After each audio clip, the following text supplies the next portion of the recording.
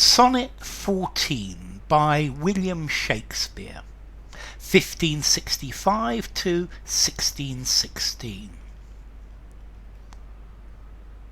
Not from the stars do I my judgement pluck, and yet methinks I have astronomy, but not to tell of good or evil luck, of plagues, of dearths, of seasons' quality. Nor can I fortune to brief minutes tell, pointing to each his thunder, rain, and wind, or say with princes if it shall go well, by oft predict that I in heaven find. But from thine eyes my knowledge I derive, and constant stars, in them I read such art as truth and beauty shall together thrive, if from thyself to store thou wouldst convert, or else of thee this I prognosticate, thy end is truth's and beauty's doom and date. Okay, this is Sonnet 14 by William Shakespeare, the Bard of Stratford-upon-Avon.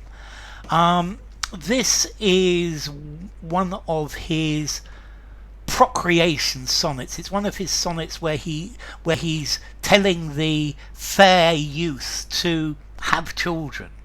Yeah, he wants the fair youth to have children, to get married and have children, and like that preserve his line, preserve his beauty, preserve his grace.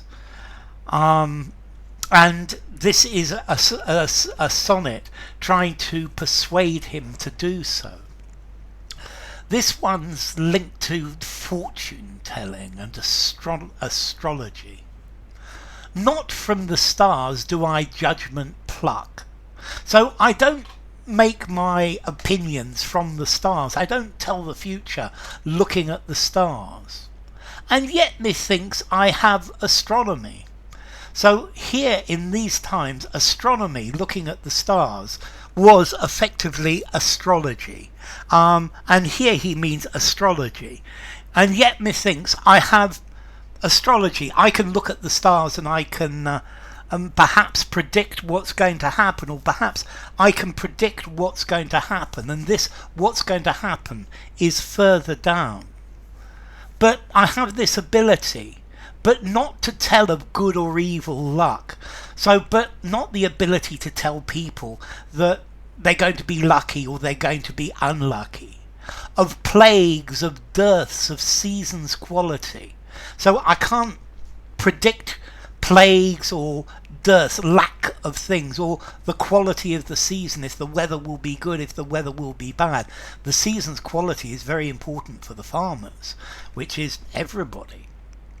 Nor can I fortune to brief minutes tell. So I can't tell people exactly what's going to happen when. I'm not that sort of fortune teller. Pointing to each his thunder, rain and wind. So thunder, rain and wind, these are the bad events. So I can't tell each person the bad things, the thunder that's going to occur to them, the rain that's going to occur to them, the wind that they will experience. Or say with princes if it shall go well. I can't predict to princes, to important people, if the battle will go well, if they will win the battle. By oft predict that I in heaven find.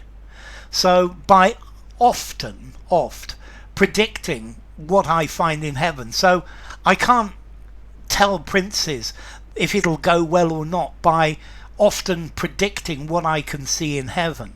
Predicting what I see in heaven isn't what I do. And now we have the volta, the change.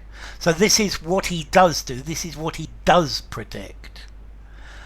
But from thine eyes my knowledge I derive. So by looking in your eyes, that's where I get my knowledge of the future from.